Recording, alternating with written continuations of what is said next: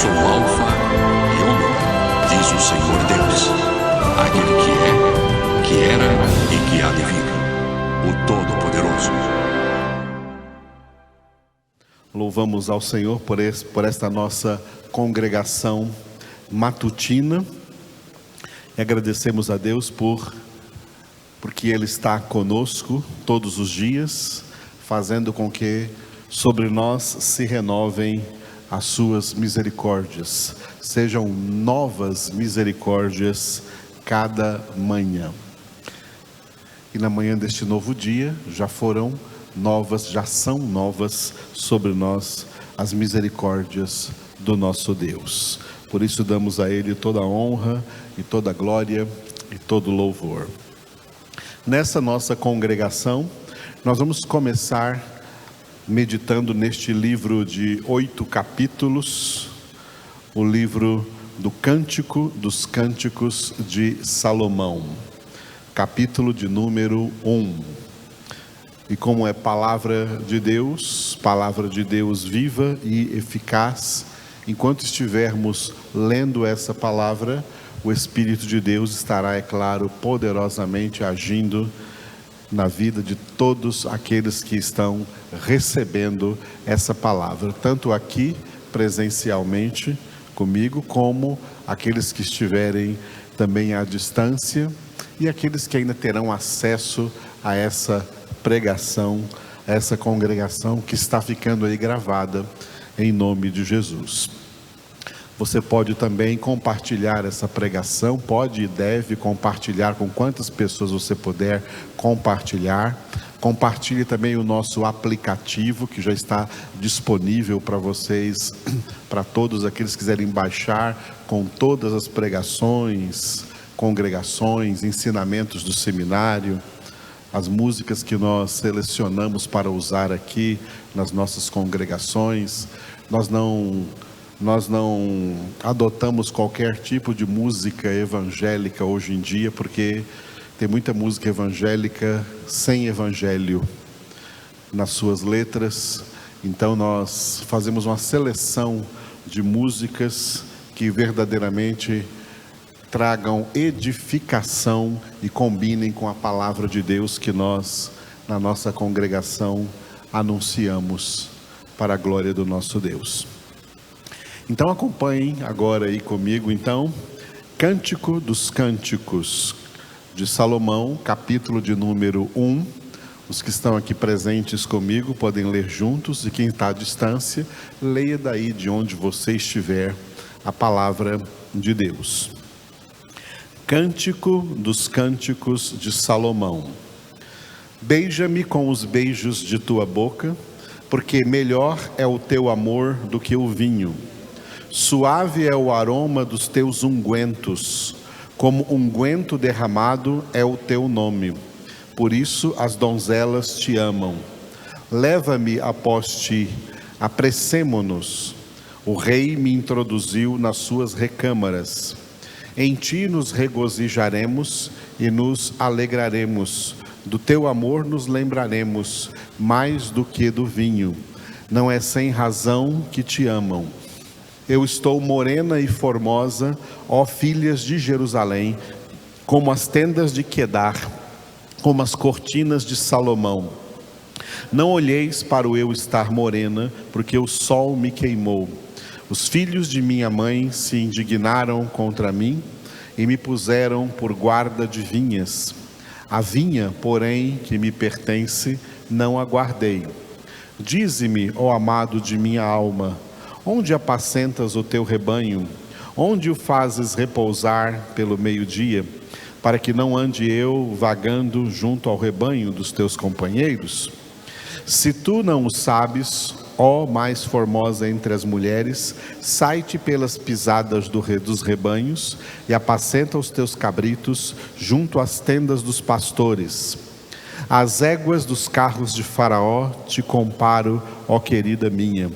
Formosas são as tuas faces entre os teus enfeites, o teu pescoço como os colares. Enfeites de ouro te faremos, com incrustações de prata. Enquanto o rei está assentado à sua mesa, o meu nardo exala o seu perfume. O meu amado é para mim um saquetel de mirra posto entre os meus seios, como um racimo de flores de rena nas vinhas de Engedi, é para mim o meu amado. Eis que és formosa, ó querida minha, eis que és formosa. Os teus olhos são como os das pombas. Como és formoso, amado meu, como és amável. O nosso leito é de viçosas folhas. As traves da nossa casa são de cedro e os seus caibros de cipreste. Aleluia, louvado seja Deus. Este livro, que é um dos livros que nós poderíamos dizer mais distintos dentre o conjunto dos 66 livros da Bíblia Sagrada, na verdade ele é uma poesia. Ele é um livro totalmente poético. Ele é o último aqui dos livros que são chamados de poéticos ou sapienciais, livros de poesia ou livros de sabedoria, tá? Que começa com o livro de Jó. Jó, Salmos, Provérbios, Eclesiastes e esse livro, Cântico dos Cânticos de Salomão, forma esse conjunto aí, no meio do Antigo Testamento, de livros poéticos e sapienciais. A poesia desse livro, nós não podemos desfrutar dela na língua portuguesa, porque poesia é uma coisa que só tem valor na sua própria língua de origem. E nós temos aqui então uma poesia de origem hebraica, da língua hebraica. Para nós entendermos o valor poético desse livro, nós tínhamos que falar hebraico fluentemente, e depois de falar hebraico fluentemente, estudar lá em Jerusalém, na Universidade Sionita, a literatura hebraica, que inclui aula de poesia hebraica. Poesia é o tipo de linguagem mais difícil de qualquer língua. Por exemplo, nós aqui no Brasil, a língua portuguesa. Como os brasileiros já detonam a língua portuguesa, falando as coisas mais simples que poderia falar de maneira correta e falam de maneira incorreta. Nem o normal do dia a dia nós falamos corretamente, a maioria dos brasileiros.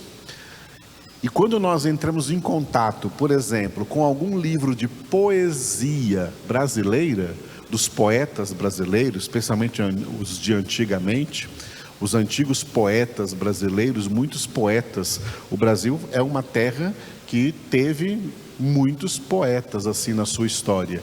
E as poesias que eles escreveram são difíceis de entender, mesmo na língua portuguesa, porque a poesia tem uma linguagem totalmente diferente de qualquer outra literatura, de qualquer outro escrito que não seja poesia. A poesia é diferente de toda a narrativa histórica e de todo qualquer outro discurso, mesmo que seja um discurso de sabedoria.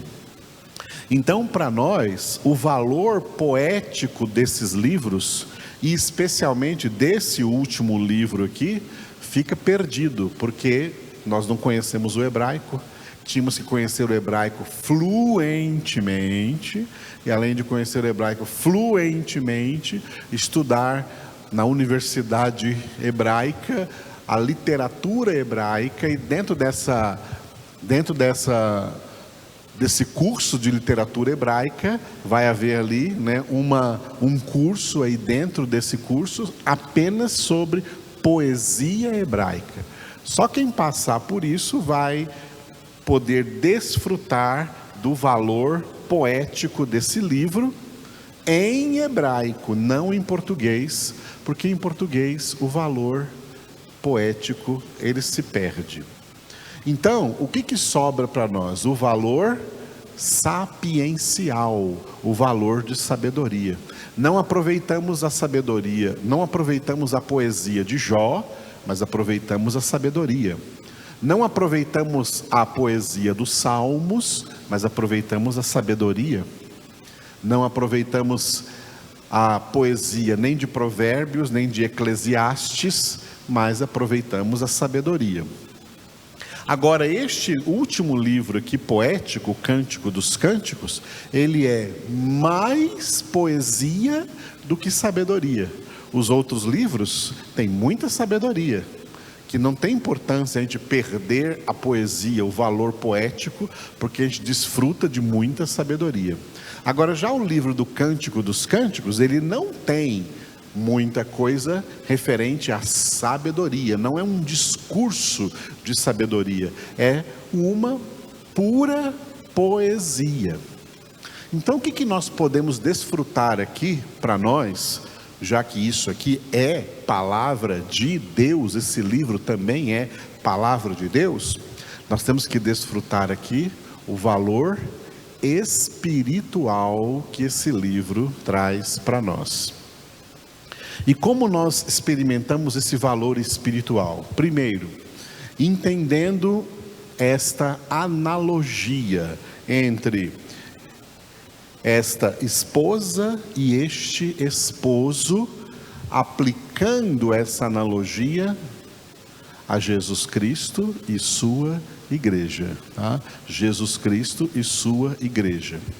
O relacionamento entre marido e mulher, o relacionamento entre esposo e esposa, é um tipo de relacionamento humano mais íntimo do que qualquer outro relacionamento. Anos atrás, eu ministrei no nosso ministério um curso de relacionamentos. E eu falei que existem dois tipos de relacionamentos principais, né? O primeiro e o principal de todos é o nosso relacionamento com Deus. E em segundo lugar, o nosso relacionamento com o próximo. O nosso relacionamento com Deus é o principal. Quem tem um bom relacionamento com Deus, esse bom relacionamento com Deus vai gerar bons relacionamentos interpessoais, vai gerar bons relacionamentos com o próximo. Quem não tem um bom relacionamento com Deus, vai ter relacionamentos desastrosos com outras pessoas. Relacionamento é como uma construção. O que acontece numa construção? Primeiro você escolhe o terreno, você aplana o terreno, você lança as bases e você vai construindo, não constrói da noite para o dia, é um processo, até que esse edifício esteja completamente pronto. Relacionamento é assim. Como que você começa um relacionamento, né? Nós brasileiros às vezes somos tão superficiais que você um dia é apresentado para uma pessoa, né? Olha, fulano de tal, esse aqui é ciclano, oh, muito prazer em conhecê-lo, amém, tá. Aí no dia seguinte essa pessoa fala, oh, eu conheci o fulano de tal, eu conheci o ciclano. Conheceu nada, não conheceu nada, só foi apresentado. Conhecimento é algo que vai muito além de uma apresentação. O relacionamento é baseado numa construção, uma edificação, aonde cada tijolo que você coloca nessa edificação é um passo no seu conhecimento dessa outra pessoa. Deus não precisa construir um relacionamento para conosco, porque Deus é perfeito em tudo o que Ele é e em tudo o que Ele faz, e Deus é perfeito no seu relacionamento para conosco. Mas nós precisamos construir o nosso relacionamento com Deus, porque nós não sabemos nos relacionar com Deus da maneira como deveríamos nos relacionar. Por isso nós levamos a vida inteira, a partir da nossa conversão. Na nossa conversão nós não conhecemos o Senhor. É igual a coisa lá da apresentação. Tem muita gente que fala assim: ah, eu conheci Jesus naquele dia, no dia da minha conversão. Não, naquele dia você não conheceu Jesus. Naquele dia você começou a conhecer Jesus. É preciso prosseguir em conhecê-lo, como diz em Oséias, capítulo 6, versículo 3. Conheçamos e prossigamos em conhecer o Senhor. Embora que em hebraico não está escrito prossigamos em conhecer o Senhor. Está escrito assim: persigamos, corramos atrás deste conhecimento do Senhor. E por isso o apóstolo Pedro falou acerca do conhecimento, encerrando a sua participação na Sagrada Escritura, em 2 Pedro, capítulo 3, versículo 18, dizendo: crescei na graça e no conhecimento de nosso Senhor e Salvador Jesus Cristo. Quanto mais aumenta o nosso conhecimento de Deus, melhor será o nosso relacionamento com Deus. Relacionamento é uma construção. Agora, o relacionamento com o próximo, relacionamentos interpessoais, relacionamentos com outras pessoas, também são construções. Cada relacionamento é uma construção diferente. O principal relacionamento que nós construímos de um ser humano, de nós para com outro ser humano, chama-se o relacionamento matrimonial, o relacionamento conjugal, o relacionamento marido e mulher. Relacionamento que nós não devemos ter com mais ninguém.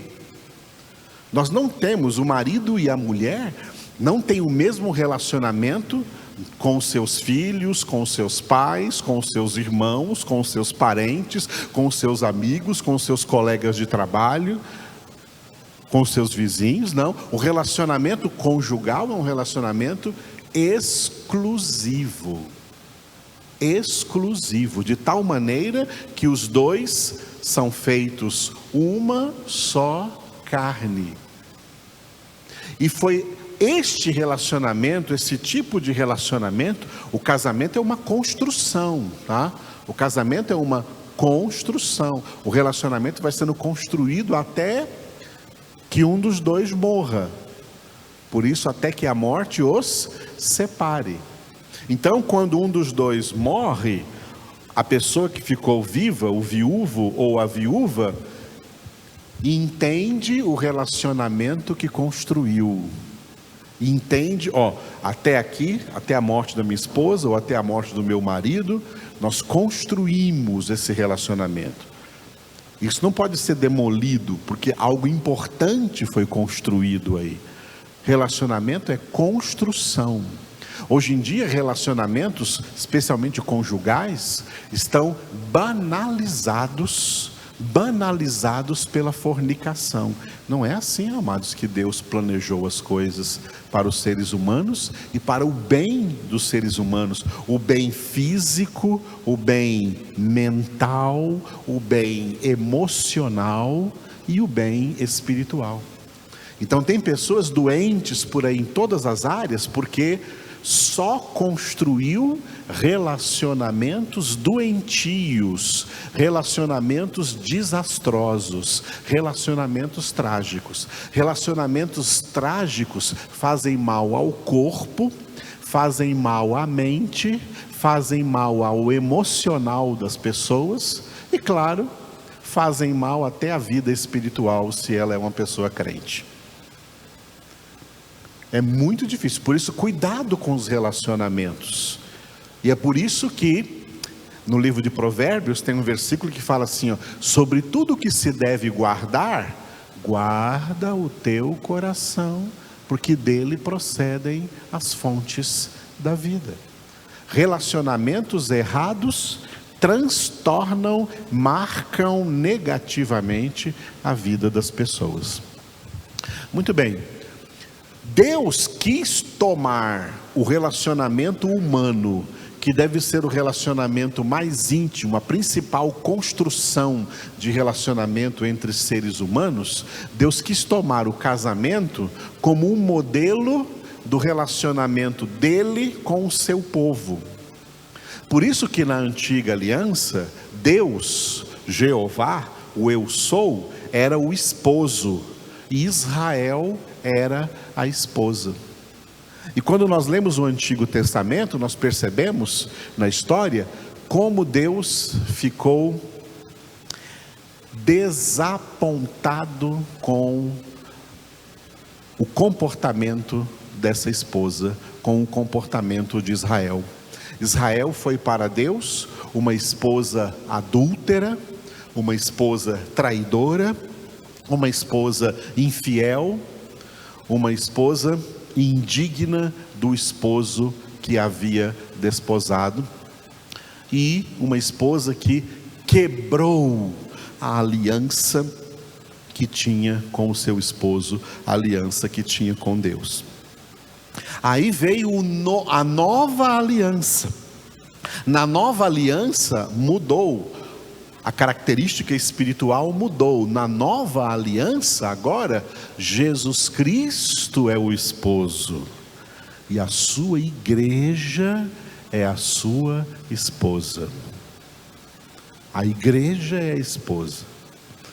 E é isso que nós devemos enxergar aqui no contexto, é isso que nós vamos ver no contexto aqui do livro do Cântico dos Cânticos de Salomão, que inclusive foi o meu trabalho final anos atrás, quando eu me formei no seminário teológico. O meu trabalho de exegese do Antigo Testamento foram os 8 capítulos deste livro do Cântico dos Cânticos de Salomão. Eu traduzi do hebraico para o português, uma por uma das palavras desse cântico, com os seus significados. E tirei uma nota em hebraico que se chama Tov Meod, que significa em latim summa cum laude, ou seja, 10 com louvor. Glória a Deus. Então eu tirei a melhor nota nesse trabalho.